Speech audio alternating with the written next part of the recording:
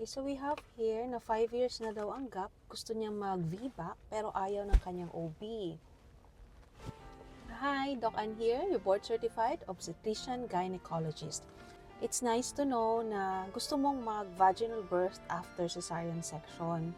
Importante kasi yon, consent, bago kami mag-suggest ng mode of delivery mo after cesarean section.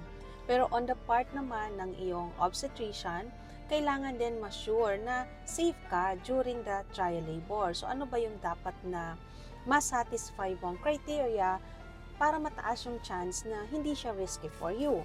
So first, dapat yung cesarean section scar mo is the LT or the low transverse cesarean section. Meron kasi tayong classical which we do not allow na mag-undergo ng trial labor kasi mataas ang chance for uterine rupture.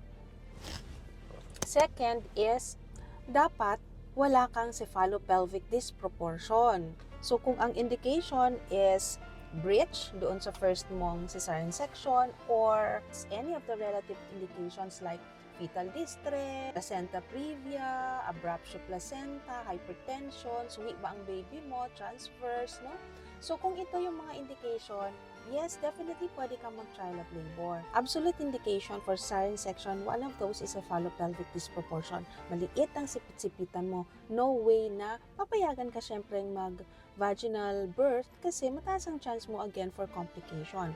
And the third criteria is dapat yung scar mo makapal. Kasi kung manipis din yon, that is risky for you. Usapin mo ang OB mo kasi siya ang nakakaalam bakit hindi kanya inaalaw mag-trial labor. Maybe that's the safest option. Okay? So I hope this helps. Bye!